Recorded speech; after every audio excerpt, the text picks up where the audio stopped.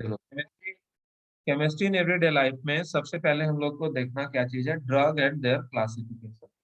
Drug and their classification में क्या लिखना है, drugs are chemicals of low molar mass. Drug जो है वो क्या चीज है, chemicals of low molar mass.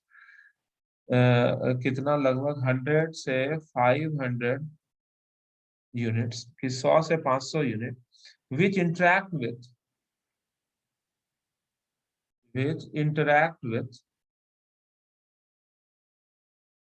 Which interact with macromolecular targets. जो हम लोग का शरीर है, मैक्रोमोलिकुलर टारगेट का मतलब समझे क्या होता है। हम लोग शरीर को, जैसे हम लोग हैं, जो भी हम लोग के शरीर में जो टारगेट है जहां पर की ड्रग को अटैक करना है, उसी को हम लोग यहाँ पर लिख देते हैं मैक्रो मॉलिक्यूलर टारगेट। समझ में, मैक्रो मॉलिक्यूलर टारगेट का सेंस यहाँ पर क्या चीज है, and produce biological response, and produce biological response. जैसे कि तुम लोग नींद नहीं आ रहा है रात में, तो तुम दवाई खाए, तो दवाई जो है ऐसा केमिकल है जो तुम्हारे शरीर में गया, मतलब मैक्रोमोलिकुलर टारगेट है, और दवाई खाने के बाद नींद आने लगा। नींद आने लगा मतलब कुछ रिस्पॉन्स हुआ, बायोलॉजिकल रिस्पॉन्स हुआ। तो उस तरह के मेडिसिन को, केमिकल को भी हम यदि, अब बायोलॉजिकल रिस्पॉन्स तो कई तरह का हो सकता है। जैसे कि धतूरा खाए और धतूरा खा के भी नींद आने लगता है, लेकिन उस वो बायोलॉजिकल रिस्पॉन्स की बात नहीं कर रहे। अगर वो बायोलॉजिकल रिस्पॉन्स जो अभी तुम यहाँ लिखे हैं, ये तुम्हारा यूजफुल हो या थेरेप्यूटिक हो, थेरेप्यूटिक मतलब कोई चीज के ट्रीटमेंट के लिए इस्तेमाल हो, तो उसको हम लोग मेडिसिन बोलेंगे। और मेडिसिन जो होता है वो क्या चीज में इस्तेमाल होता है, वही लिखे हैं, व्हेन द बायोलॉजिकल रिस्पॉन्स, मेरे साथ साथ लिखते जाना, when the biological response is useful and THERA therapeutic, TEUTIC therapeutic लिखते जाना ना साथ साथ, then these chemicals are called, then these chemicals are called medicines। नहीं जी, इसी को यदि अच्छे सेंस में अगर इस्तेमाल करें तो उसी को हम लोग मेडिसिन बोलते हैं। बाकी ड्रग तो सिनेमा उनमा में देखते ही होंगे कि ड्रग, तो इसका इस्तेमाल जो होता है मेडिसिन का, हम लोग जो इस्तेमाल करते हैं मेडिसिन, मेडिसिन को अगर हम लोग लिखें कि मेडिसिन का रियल इस्तेमाल क्या है, तो मेडिसिन का रियल इस्तेमाल जो होता है वो क्या होता है बताओ, कि मेडिसिन का इस्तेमाल होता है कि प्रिवेंशन फ्रॉम डिजीज। मेडिसिन का इस्तेमाल अगर लिखें तो प्रिवेंशन फ्रॉम, DISEASE, नहीं, कि डिजीज से प्रिवेंशन के लिए हम लोग इसका इस्तेमाल करते हैं। Diagnosis of disease, DIAGNOSIS of disease, कि डिजीज के डायग्नोसिस में भी इसका इस्तेमाल करते हैं। जैसे वो तुम पैथोलॉजी वगैरह जाते हो तो वहां भी तो कई तरह के केमिकल का इस्तेमाल होता है जो कि डिजीज का डायग्नोसिस करते हैं कि है कौन सा बीमारी। और reducing suffering from pain, reducing suffering from pain मतलब दर्द वर्द से भी निवारण होता है इससे। मतलब मेडिसिन वगैरह से हम लोग दवाई दारू से जो तकलीफ है देह हाथ में, उससे भी हम लोग निवारण करते हैं। और ये check population explosion, population explosion, ये तो सबसे इम्पोर्टेंट, कि दवाई का इस्तेमाल करके हम लोग पॉपुलेशन भी रिड्यूस कर सकते हैं। समझ में आ रही है बात। तो यानी कि और भी हो सकता है, लाइफ को बेहतर बनाते हैं मेडिसिन के इस्तेमाल से, कंफर्टेबल लाइफ। मतलब कि अगर तुम्हारा सोच लो कि दवाई नहीं रहे तो जिंदगी कितना मुश्किल हो जाए, कि हर दर्द को झेलते रहना है, झेलते रहना है, झेले। Average life span of human being increase. Medicine जो होता है वो क्या करता है बताओ, मेंटोस जिंदगी, increase average life span,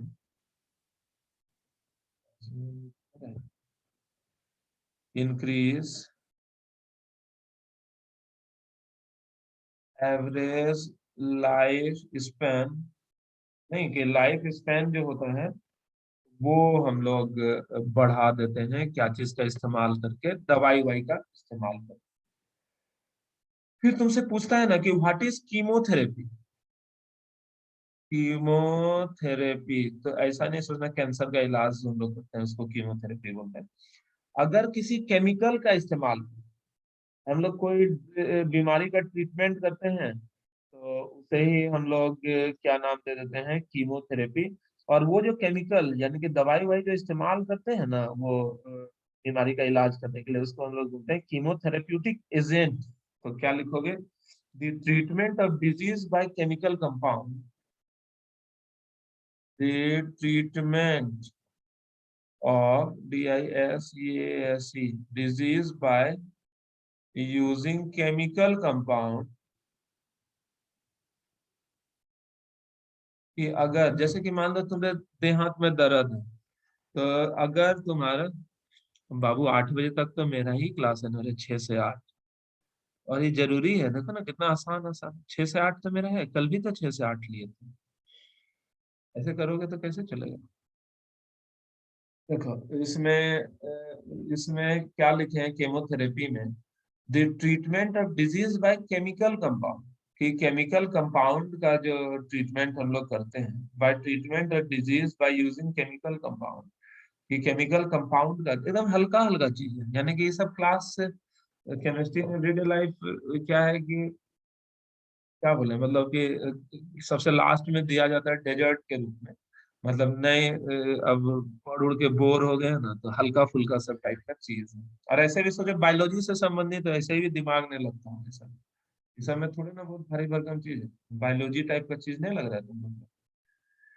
the treatment of disease by using chemical compound, कि अगर कोई केमिकल कंपाउंड का इस्तेमाल करोगे, is known as, is known as chemotherapy, chemotherapy, and the chemicals used, and the chemicals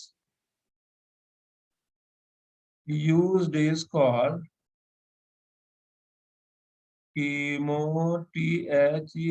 therapeutic agent.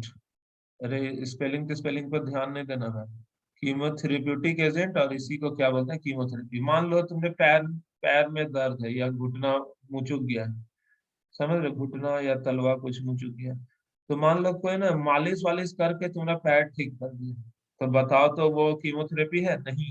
Chemotherapy मतलब कि अगर कोई इलाज हो रहा है, हर इलाज को कीमोथेरेपी नहीं बोलते हैं। अगर उस इलाज में कोई केमिकल का इस्तेमाल हो रहा है तभी उसको कीमोथेरेपी बोलेंगे, अदरवाइज उसको कीमोथेरेपी हम लोग बोलेंगे कि नहीं बोलेंगे। याद रखना कि दवाई ववाई याद यूज करते हैं वो टॉक्सिक नेचर का होता है। अगर हम लोग एक निश्चित मात्रा में इस्तेमाल करेंगे तभी वो नॉन टॉक्सिक है।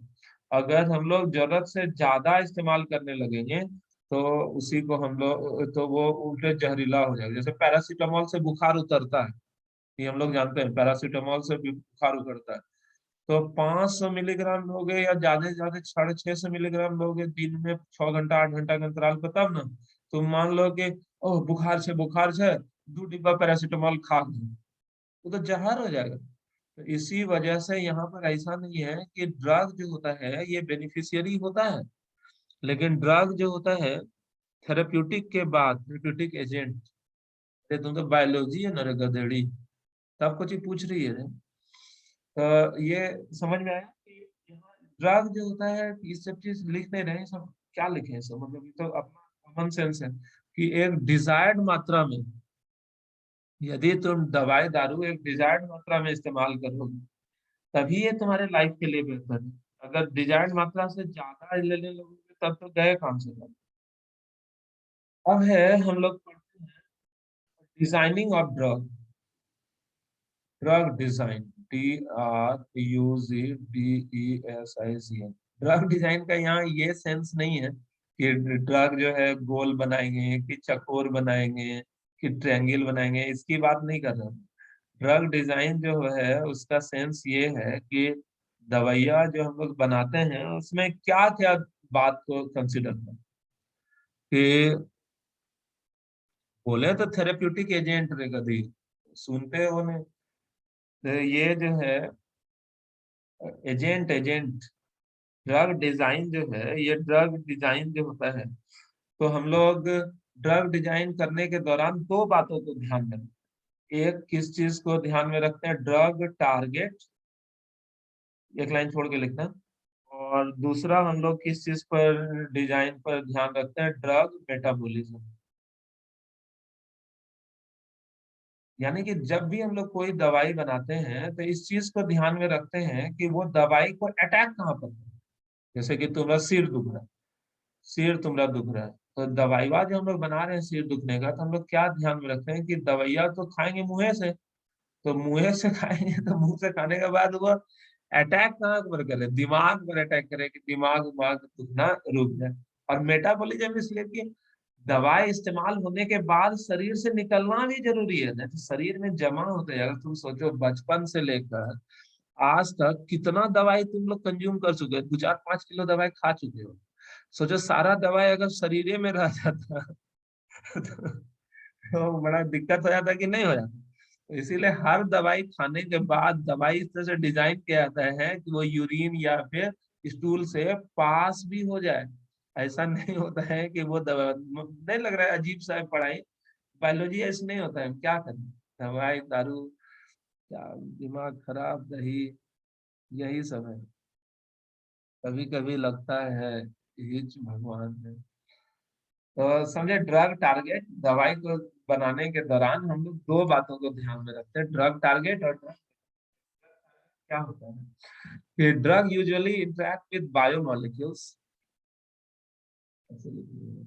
लोग एक लाइन छोड़े ना रे, usually interact, drug usually, drug usually interact with biomolecules. जो दवाई हम लोग खाते हैं ना वो किससे शरीर में इंटरेक्ट होता है, कई तरह के biomolecules, like like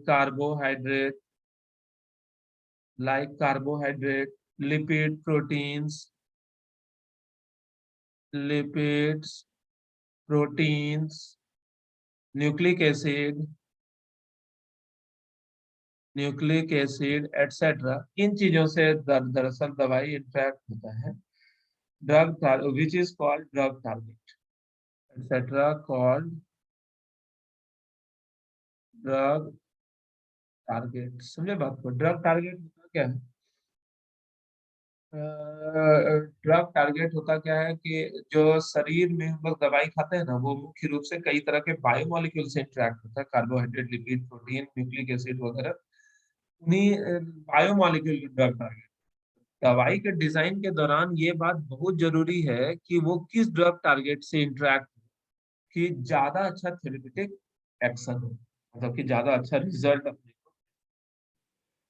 drug metabolism हम तुमको बताएं कि जब भी दवाई हम लोग खाते हैं तो शरीर में वो ट्रैवल करता है, तो शरीर में जब वो ट्रैवल करता है, ट्रैवल करने के बाद कि काम से शरीर से बाहर निकल जाए बिना किसी हार्म से। यानी कि ड्रग शुड बी डिजाइन, देखते हैं ना, drug drug should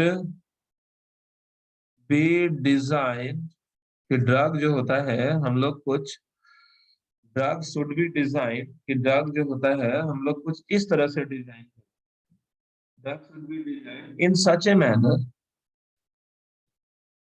in such a drug should be design in such a manner, कि ड्रग हम लोग कुछ इस तरह से डिजाइन करते हैं, that after the action manner, that after the action, मतलब एक्शन मतलब क्या, काम करने के बाद, action, the side product, the side product of the drug, जो ड्रग का साइड प्रोडक्ट होता है, should be excreted out, should be excreted, should be excreted out without causing harm to the body, without causing harm to the body, कि शरीर में को बिना हानि पहुंचाए हम लोग समझ ही गए, शरीर को हानि पहुंचाए बगैर जो है शरीर से बाहर निकल जाए। अब जो है हम लोग पढ़ रहे हैं क्लासिफिकेशन ऑफ ड्रग। ड्रग का क्लासिफिकेशन हम लोग कैसे कर सकते हैं? क्लासिफिकेशन ऑफ ड्रग, समझे कि ड्रग डिजाइन तो समझ गए ना, कि ड्रग डिजाइन में दो पार्ट इंपॉर्टेंट होता है, एक होता है ड्रग टारगेट और एक होता है ड्रग मेटाबॉलिज्म। मतलब ड्रग किस चीज से इंटरेक्ट हो कि अच्छा थेरेपेटिक एक्शन हो, और दूसरा क्या चीज होता है कि ड्रग अपने काम करने के बाद शरीर से बिना कोई हानि या कोई नुकसान पहुंचाए सीधे बाहर निकले। अब होता है कि ड्रग को ना हम लोग कई तरह से बांटते हैं। तो क्लासिफिकेशन और ड्रग का बहुत सारा तरीका होता है। एक तरीका होता है क्लासिफिकेशन ऑफ ड्रग, सबसे पहला तरीका जो होता है ड्रग को बांटने का, वो क्या, on the basis of pharmacological effect, on the basis of pharmacological effect. Pharmacological effect करने का क्या मतलब है कि दवाई को जो हम लोग बांटते हैं वो इस आधार पर बांटते हैं रिलेटेड प्रॉब्लम क्या था। Drugs are classified, are classified on the basis of health related problem, HEALTH, health related problem। और मेनली ना यही पढ़ना है, सबसे इम्पोर्टेंट यही, लेकिन अभी नहीं पढ़ा रहे हैं, ये पढ़ाएंगे सबसे लास्ट में। अभी यहाँ पढ़ा नहीं, यहाँ तो खाली लिख के हम निकल जाते हैं, पढ़ाएंगे सबसे लास्ट में। पढ़ना यही है सबसे इम्पोर्टेंट। इसमें क्या होता है ना, जैसे कि हम लोग एंटासिड, दवाई को बांट दिए antacids, anti microbials, anti microbials, antiseptic, antibiotics, antiseptic, antibiotic, और भी कई तरह से हम लोग ट्रैंक्यूलाइजर्स, ट्रैंक्यूलाइजर्स हो गया। नहीं लिख पा रहे हो तो कोई मैटर नहीं करता, ट्रैंक्यूलाइजर्स, ये कई तरह का ऐसा दवाई जो होता है, तो वो हम लोग कई तरह का दवाई को हम लोग किस तरह किस कैटेगरी में रखते हैं, जैसे anti histamine, antipyretics, antipyretics etcetera, यही सब आगे पूरे चैप्टर में दरअसल यही पढ़ना है, एंटीपायरेटिक्स, ये सब आगे हम लोग पढ़ेंगे। तो मतलब यहाँ पर यही झोला छाप डॉक्टर बोले कि अगर तुमको झोला छाप डॉक्टर बनना है तो उस वो झोला छाप डॉक्टर बनने के लिए सबसे उपयुक्त तरीका क्लासिफिकेशन ऑफ ड्रग का यही है कि भैया एंटासिड है। एंटासिड कहने का क्या मतलब होता है कि मान लो तुमको पेट में आया, डॉक्टर साहब रात्रि भोज में ढेर खाए ले लिया, पेट गुड़गुड़ करे छने और एसिडिटी बनी गेल छै, की करिए, एंटासिड खा लो। मतलब उसको कौन सा दवाई दे दोगे तो एंटासिड दे दी, जैसे इनोऑन, एसिडिटी गॉन। तो ये तुमको ना झोला छाप डॉक्टर बनने में बहुत आराम हो जाएगा। जैसे एंटी माइक्रोबियल, एंटी माइक्रोबियल हुआ मतलब कि मतलब माइक्रो ऑर्गेनिज्म के वजह से डिजीज हो, जैसे ट्यूबरकुलोसिस हो गया, टीबी हो गया, या कोई घाव घस हो गया, उस समय एंटी माइक्रोबियल दवाई दोगे। ट्रैंक्विलाइजर मतलब मेंटल स्ट्रेस से रिलेटेड कोई दवाई देना हो तो ट्रैंक्विलाइजर। एंटी हिस्टामिन, एलर्जी फेलर्जी हो गया तो एंटी हिस्टामिन दे दिए। बोला कि सर डॉक्टर साहब बुखार आ गया है तो क्या दे दोगे, एंटीपायरेटिक दे दोगे, एनाल्जेसिक दे दोगे, दर्द हो गया तो एनाल्जेसिक दे दोगे। ऐसा इस तरह से मतलब कि हेल्थ रिलेटेड प्रॉब्लम के आधार पर अगर अगर हम लोग दवाइयों को बांटे तो वो एक तरह का क्लासिफिकेशन होता है ड्रग का। और ये वाला क्लासिफिकेशन सबसे इम्पोर्टेंट। दूसरा है on the basis of action on particular biological process. इस आधार पर हम लोग बांट सकते हैं दवाइयों को ऑन द बेसिस ऑफ, किस आधार पर, action on a particular, on the basis of action on a particular biochemical process, कि किसी पर्टिकुलर बायोकेमिकल प्रोसेस के आधार पर अगर हम लोग बांटे दवाइयों को तो ये भी एक तरह का क्लासिफिकेशन होता है। इस वाले क्लासिफिकेशन में करते क्या है ना कि कोई डिफिनेट बायोलॉजिकल प्रोसेस है, जैसे एंटी हिस्टामिन्स क्या करता है, एक विशेष तरह का कंपाउंड होता है शरीर में हिस्टामिन, उसके एक्शन को रोकता है। उसका सिम्टम जो होता है एलर्जिक एक्शन होता है, तो उस तरह के एलर्जिक एक्शन को रोकने के लिए जो दवाई हम लोग इस्तेमाल करेंगे तो उसी को हम लोग क्या नाम दे देंगे, उस तरह के क्लासिफिकेशन को हम लोग क्या नाम दे देंगे बताओ, और basis of particular biological process. Clear है। तीसरा जो हो जाता है वो हम लोग किस आधार पर बांट सकते हैं, on the basis of chemical structure, on the basis of chemical या मॉलिक्यूलर स्ट्रक्चर भी बोल सकते हैं, मॉलिक्यूलर स्ट्रक्चर ऑफ ड्रग, की दवाई का स्ट्रक्चर के आधार पर अगर हम लोग दवाइयों को बांटे तो उसमें भी बोल सकते हैं। जैसे इसमें को याद आ रहा है हमको कि सल्फोनामाइड एक दवाई होता है, जैसे कि नहीं एक पाउडर आता है नोवलजीन वगैरह, जो इस तरह का डिब्बा में घर में हर एक घर में अक्सर देखा जाता है, उजला कलर का पाउडर होता है। जैसे कहीं पर घाव घास हो गया, कट टूट गया तो नारियल तेल लगा और पाउडर छिड़क दो उजर का, ऐसे ऐसे उंगली से दबा दिए और वो एंटी माइक्रोबियल के तरह भी काम करता है। तो ये सब, ये जितना भी एंटी माइक्रोबियल इस टाइप का रहता है ना, वो सब का सब इस टाइप का स्ट्रक्चर रहता है, जिसमें बेंजीन रिंग रहेगा। जैसे H2N, ये मान लो इस तरह से बेंजीन रिंग रहा, और SOO और यहाँ पर NH, और ये R ग्रुप बदलते रहता है। R ग्रुप अलग अलग रहेगा, R ग्रुप जो है वो अलग अलग रहा तो ये दवाई अलग अलग हो जाएगा। लेकिन R ग्रुप बदलने से क्या होगा, मेन स्ट्रक्चर तो सब सारे दवाइयों का ऐसा ही होगा ना। तो इस तरह के दवाइयों को हम लोग सल्फोनामाइड्स बोल देते हैं। और कोई दवाई है उसका भी स्ट्रक्चर एक अलग टाइप का स्ट्रक्चर होगा, मतलब स्ट्रक्चर के आधार पर दवाइयों को बांटते हो तो वो भी एक तरीका हो सकता है क्लासिफिकेशन का। और ऑन द बेसिस ऑफ, ये तो सबसे इजी है, on the basis of molecular targets. फिर से एक बार बोल देते हैं, बच्चा लोग भूल जाते हैं कि मॉलिक्यूलर टारगेट क्या होता है। यहाँ पर अभी कुछ देर पहले हम लोग डिजाइन, ड्रग डिजाइन या डिजाइन और ड्रग में लिखे थे ड्रग टारगेट और ड्रग मेटाबॉलिज्म। तो ड्रग टारगेट हम बताए थे ना कि दवाई जो हम लोग खाते हैं तो दवाई कुछ इस तरह से डिजाइन किया जाता है कि वो शरीर में जाके एक पर्टिकुलर टारगेट को अटैक करता है। और वो टारगेट क्या क्या हो सकता है, कोई बायोमोलिक्यूल को भी बोलते हैं drug target.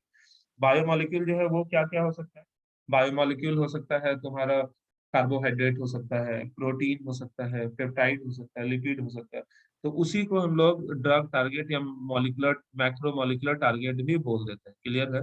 Macro molecular target या ड्रग टारगेट क्या होता है कि वही जिस पर जाकर ड्रग अटैक करता है। तो वो मॉलिक्यूलर टारगेट के आधार पर भी दवाइयों को बांट सकते हैं। जैसे कि मान लो एक ऐसा दवाई है जो कि तुम्हारा कार्बोहाइड्रेट से इंटरेक्ट होता है, वो अलग कैटेगरी में आ जाएगा। कोई ऐसा टारगेट ड्रग है जो कि प्रोटीन से इंटरेक्ट होता है तो वो अलग कैटेगरी में आ जाएगा। लिपिड से इंटरेक्ट होता है तो वो अलग कैटेगरी में आ जाएगा। तो ऐसा इस तरह मतलब मैक्रोमोलिकुलर टारगेट पर के आधार पर अगर दवाइयों को बांटो तो वो भी एक तरह का क्लासिफिकेशन काउंट हो जाता है। अब जो है अपने को पढ़ना है वो है ड्रग टारगेट इंटरेक्शन। कि ड्रग टारगेट इंटरेक्शन जो होता है, मतलब ड्रग टारगेट से किस तरह से इंटरेक्ट होता है, वो हम लोग अगले क्लास में पढ़ेंगे। ठीक है ना। यहाँ पर क्या चीज हम लोग लिख रहे हैं, ड्रग टारगेट इंटरेक्शन, ये अगले क्लास में पढ़ेंगे। और बता दें कि अगले क्लास में ये मेन सब चीज शुरू होगा। ये अभी तक जो पढ़ा है ना, ये सब तो इंट्रोडक्शन था, इस सबसे आज तक तुमको एक भी क्वेश्चन नजर नहीं आया है। तुम लोग ढूंढना, अगर तुम लोग को इन चीजों से क्वेश्चन मिल जाए, लेकिन जानना जरूरी था क्योंकि कल का चीज तुम लोग सीखोगे। इस वजह से चलो एक होमवर्क हम थोड़ा सा रिमाइंडर तुम लोग को डाल देते हैं। तुम लोग का होमवर्क है कि पॉलीमर का प्लीज घर पर ना काम किया करो। पॉलीमर का एनसीईआरटी इन टेक्स्ट और एक्सरसाइज अच्छे से बनाओ, और कोऑर्डिनेशन कंपाउंड का भी इन एनसीईआरटी इन टेक्स्ट और एक्सरसाइज अच्छे से बनाओ। 2 से 4 वाले क्लास में आज नया चैप्टर शुरू करेंगे, तो वो मिस नहीं कर, ठीक है ना। 2 से 4 में भी एक नया चैप्टर शुरू करेंगे, वो तुम लोग मिस मास नहीं करना। ओके, रहने दो, आज अगले दिन से करते हैं। Okay, bye.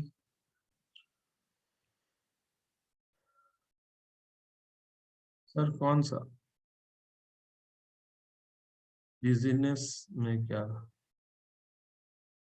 Chapter name? Chapter name drug target. Sir target batch का क्या? तुम नहीं करते हो इसका तो क्लास, क्या करो। जाओ, जिसका हो गया उन लोग जाओ, समय बचाओ।